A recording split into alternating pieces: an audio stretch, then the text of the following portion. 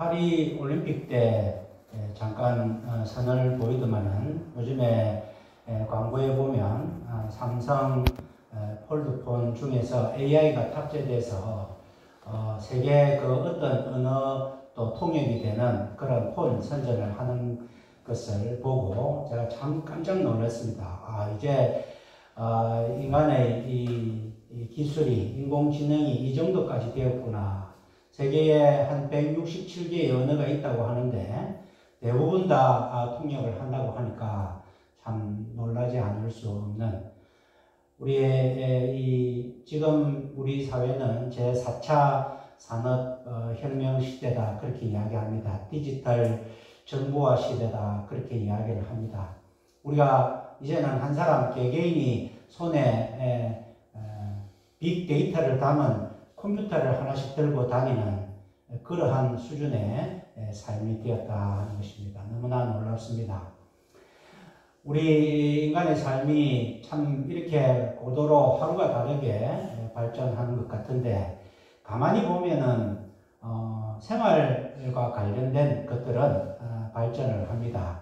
아플 때 또 찾아보면 정보를 주고, 또 무엇이 맛있는지, 음식을 어떻게 하는지 많은 정보를 줍니다. 특별히 또 유튜브를 통해서 많은 정보를 얻을 수 있습니다. 그런데 이렇게 다양한 정보화의 시대에 우리 생활이 이렇게 고도로 편리하게 살아가는 이 시대에 우리의 영적인 삶은 과연 얼마나 우리가 유익을 얻고 혜택을 받고 또 깊은 그런 영적인 삶을 사는지 의심스러울 때가 있습니다.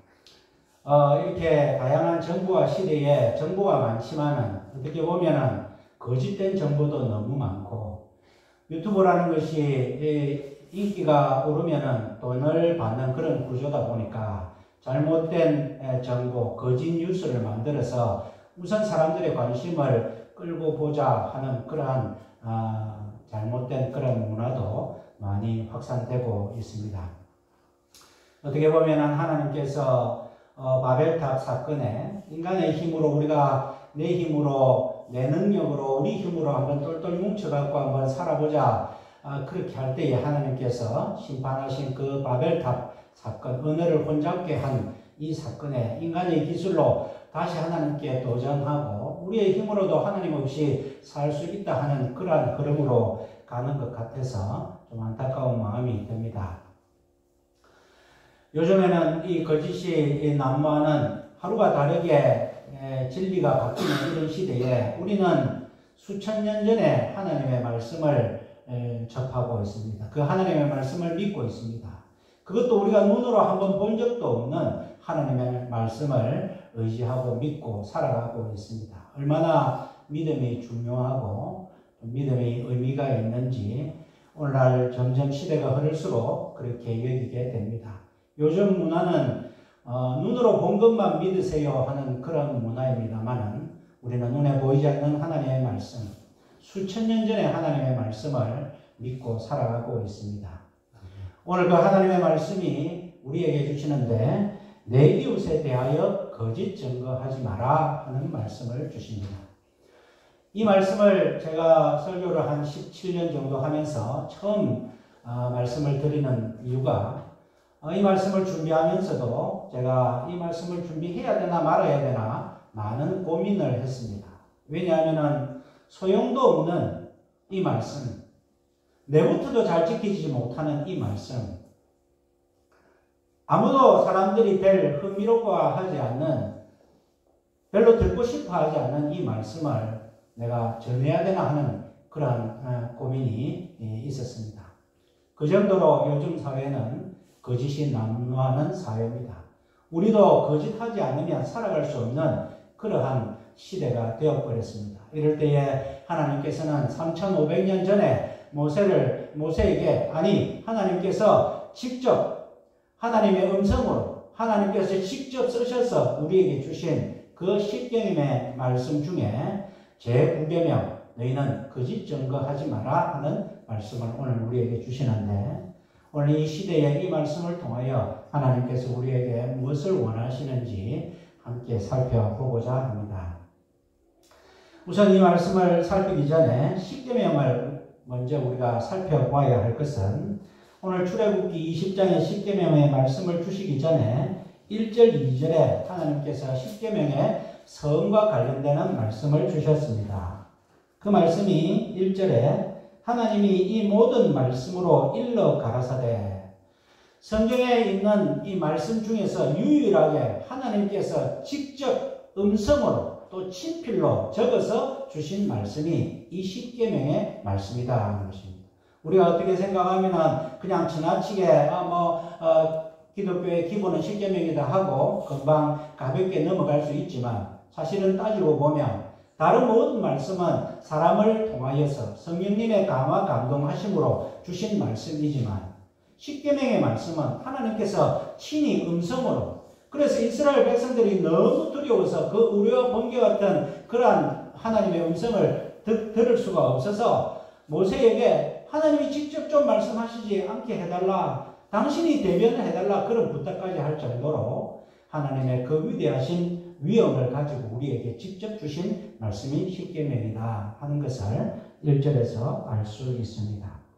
2절에 보면 나는 너를 애굽 땅 종되었던 집에서 인도하여 낸 너의 하나님 여호와로라, 그러면서 하나님께서는 십계명을 쭉 주십니다.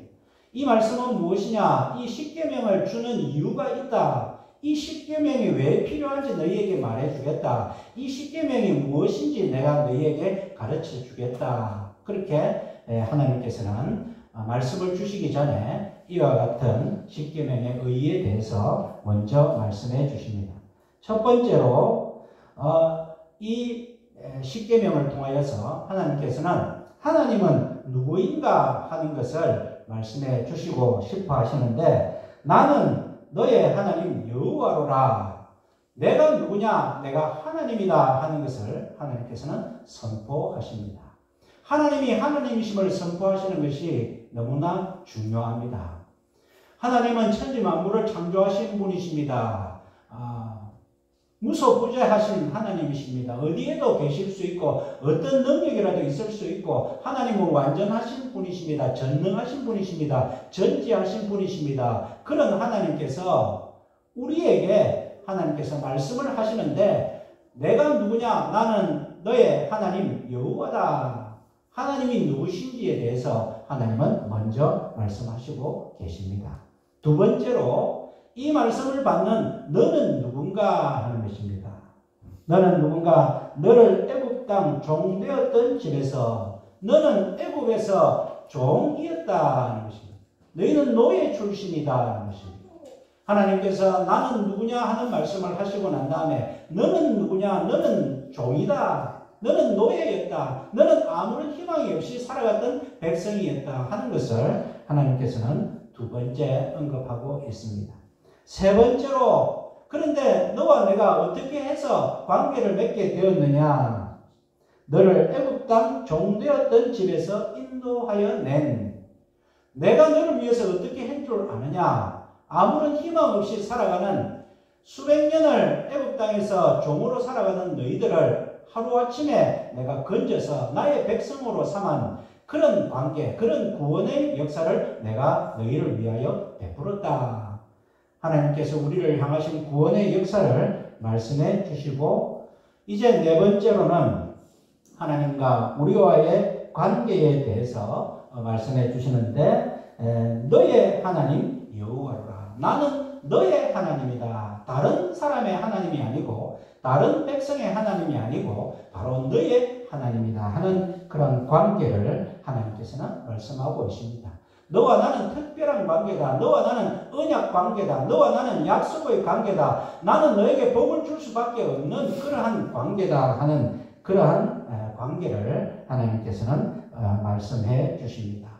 그러니까 이 십계명을 우리가 받을 때에 이것은 구원받은 자의 하나님으로부터 주시는 특권의 그러한 계명이다. 하나님 백성만이 지킬 수 있는 말씀이다 하는 말씀으로 받아야 된다는 것입니다. 그냥 뭐 살인하지 마라, 거짓말하지 마라, 도적질하지 마라 해서 윤리 도덕적으로 고대에 이런 법이 있었구나 하는 것이 아니라, 하나님께서 이 계명을 주시는 그 전에 너와 나의 관계에 대해서 한번 생각해봐라. 나는 하나님이고 너는 종이다. 그런데 아무 이유 없이 아무 조건 없이 내가 너를 애굽 땅 종되었던 것에 구원하였고 그래서 내가 너의 하나님 되기로 작정했고 너는 나의 백성이다. 너는 언약의 백성이다 하는 관계를 하나님께서 선포하신 것은 구원받은 백성들이 하나님의 주신 이 말씀 특권을 지키며 살아가는 그런 말씀을 주신 것이지 구원받기 위한 조건으로 이 계명을 주신 것이 아니고 하나님께서 심판하시기 위한 조건으로 이 계명을 주신 것이 아니다 하는 사실을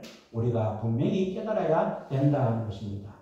이 10가지 계명을 지키면 우리가 하나님의 백성이고 지키지 않으면 하나님의 백성이 아닌 것이 아니라 이미 하나님께서는 우리를 하나님의 백성으로 삼아 주었다는 사실을 분명히 하신다는 것입니다. 이 10가지를 지키지 않으면 내가 마지막에 너희를 심판하겠다 하는 말씀이 아니고 심판의 조건이 아니고 한번 너희와 언약 관계를 맺은 나는 너희 하나님 여호와가 되기 때문에 변함이 없는데 너희가 나의 특별한 백성이 된다면 이 말씀 이 10개 정도는 지켜야 되지 않겠느냐. 이 10계명은 9개는 지키고 1개는 지키지 않는 것은 아무런 의미가 없습니다. 살인하지 말라, 도적질하지 말라는 것은 윤리에도 공자, 맹자, 윤리에도 다 나와 있는 것입니다. 이 말씀 중에서 이 10계명의 말씀 중에 우리가 제일 안 되는 말씀이 무엇이냐? 바로 오늘 9계명의 말씀, 내 이웃에 대하여 거짓 증거하지 마라 것입니다. 요즘에는 변호사들이 이기기 위해서 얼마나 많은 증거를 조작합니까? 요즘 정치인들이 자기 뜻을 관철하기 위해서 얼마나 많은 거짓 증거들을 동원합니까? 안 믿는 사람들은 그것이 선이라고 생각합니다. 나는 진리고 나는 참이고 상대방은 악이라면 저 악을 무너뜨리기 위해서는 내가 얼마든지 거짓 증거를 만들어서 거짓 정의를 만들어서 해도 괜찮다 하는 것이 세상의 논리인데 하나님께서는 그렇게 하지 말라는 것입니다. 가만히 생각해 보면 우리 생각이 유튜브가 보면 다 자기 생각이 옳은 이야기를 합니다. 내가 경험해 봤더만은 내 생각이 이렇게 해서 옳다. 어떻게 보면은 사사기 시대처럼 각기 자기 소견에 옳은 대로 행하는 그런 사회인지 모릅니다. 그런데 우리가 우리 자신을 가만히 살펴보면 내 생각이 틀릴 때가 얼마나 많습니까? 하루에도 내 생각이 왔다 갔다 합니다. 이래볼까 저래볼까 화를 내볼까 참아볼까 이것을 선택해볼까 저것을 선택해볼까 그만둬볼까 열심히 해볼까 하루에도 생각이 얼마나 많이 왔다 갔다 하는데 내 생각이 어떻게 진리일 수 있습니까? 내 생각이 옳기 때문에 상대방이 틀렸고 그래서 상대방을 부수기 위해서 무너뜨리기 위해서 거짓 증거 만드는 것은 그 진리의 별가 아니다. 목적을 위해서는 수단이 별 중요하지 않다. 그런 생각들이 하나님께서는 하나님의 백성들은 그렇게 해서는 안 된다 하는 말씀이 오늘 9계명에 나와 있습니다. 9계명은 제3계명과 비교됩니다. 제3계명은 여호와의 이름을 망령되이 일컫지 마라. 이 제3계명이 하나님에 대하여 말에 대한 어떤 그런 계명이라면 이 9계명은 사람에 대한 말에 대한 계명이다. 그렇게 할 수 있습니다. 하나님의 형상을 입은 우리 사람에게도 하나님에게도 하나님의 이름을 망령되이 일컫으면 하나님께서는 질투하시는 하나님으로 노여하시는데 하나님의 형상을 입은 사람에게도 망령되이 일컫지 말라는 것입니다. 그것이 거짓 증거하지 말라는 말씀으로 오늘 우리에게 주십니다. 이 거짓 증거하는 것은 이 법률적인 용어입니다. 1차적으로는 법정에서 피고나 원고가 자기에게 유리하도록 사실을 왜곡하여서 증거하는 것을 말합니다. 그래서 더 나아가서 일상의 삶에서 사실과 다르게 말하는 데까지 나아가는 계명입니다.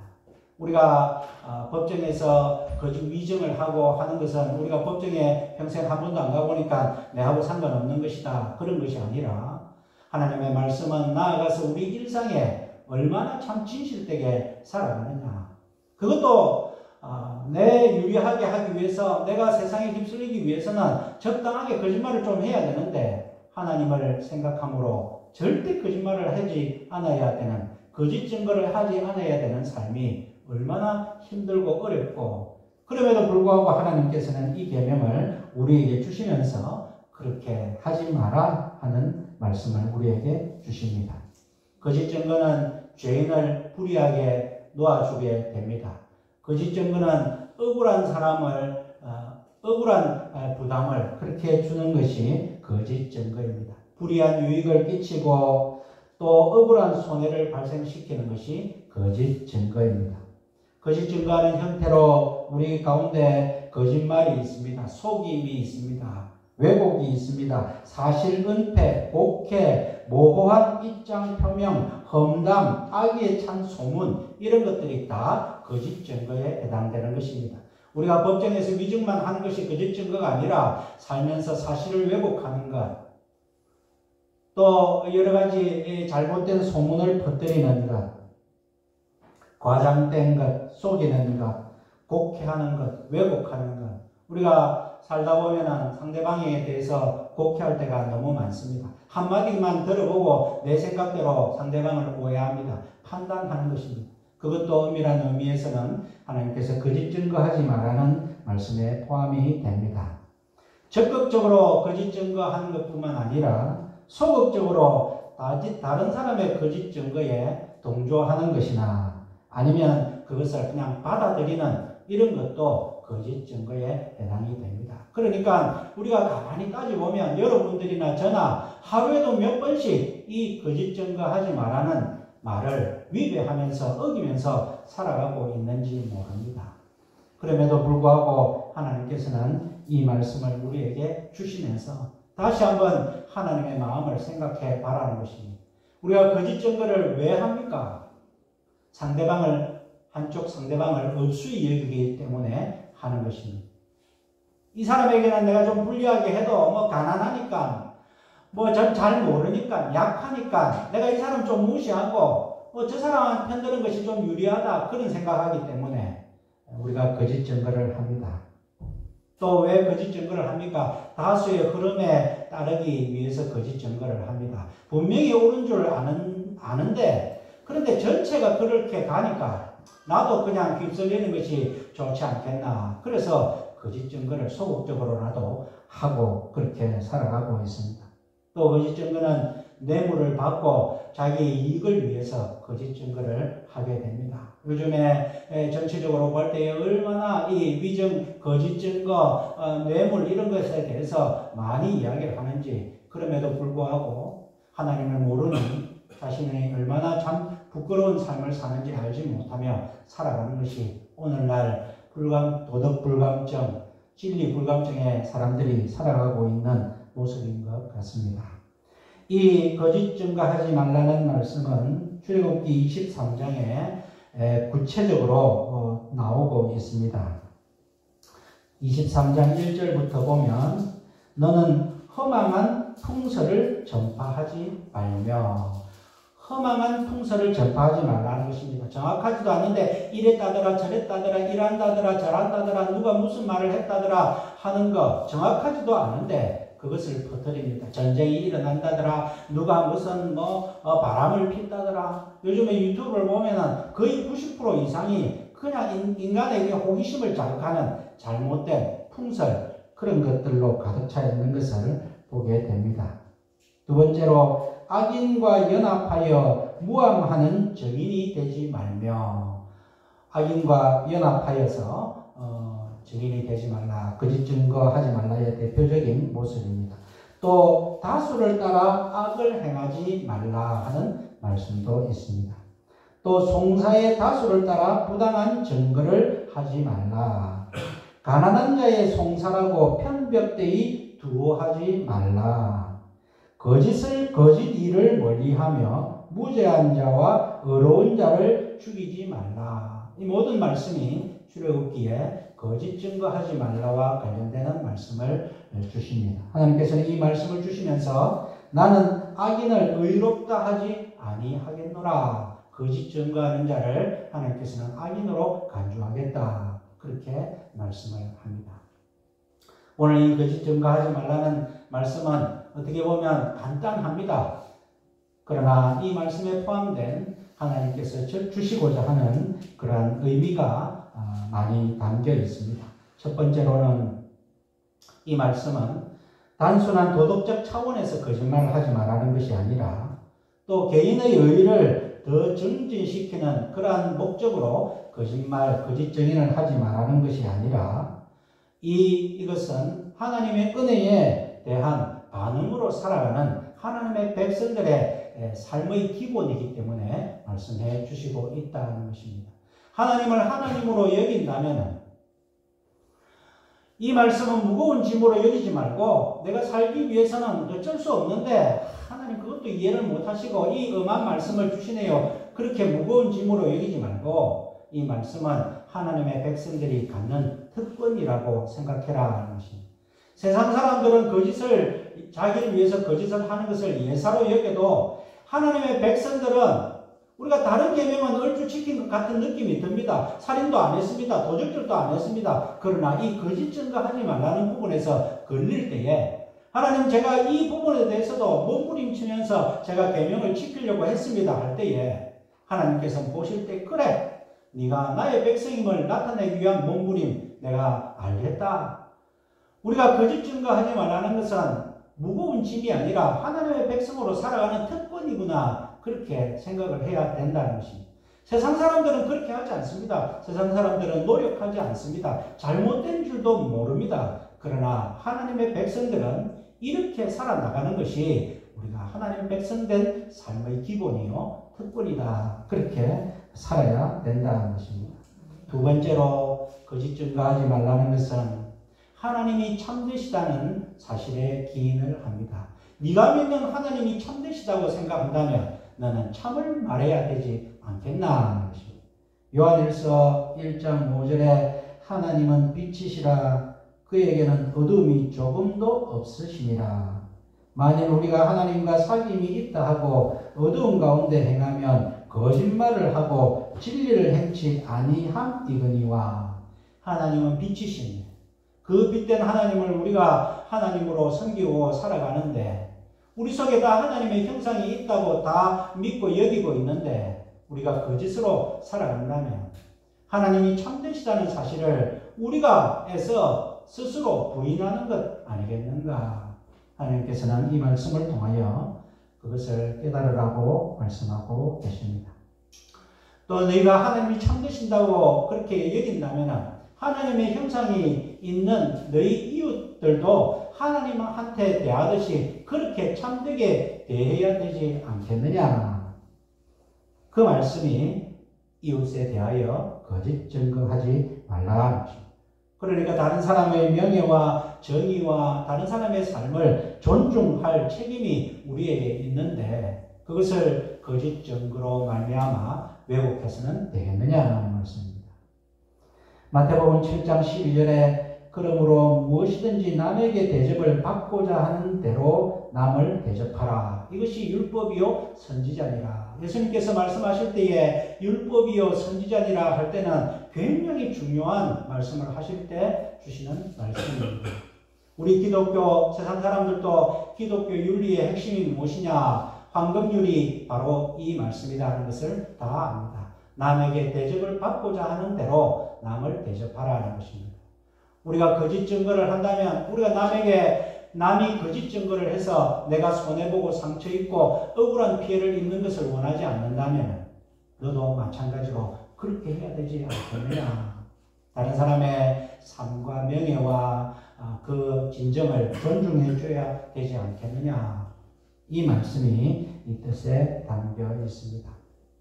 또 나는 하나님의 은혜를 받은 자며 하나님이 나의 하나님이라는 사실을 삶 속에서 반영하기 위해서라도 거짓 증거하지 않는 삶을 살아야 됩니다. 예수님께서는 마태복음 5장 37절에 오직 너희 말은 옳다 옳다 아니라 아니라 하라. 이에서 지나는 것은 악으로 쫓아나느니라. 예수님께서는 맹세하지 말라는 말씀을 하셨습니다.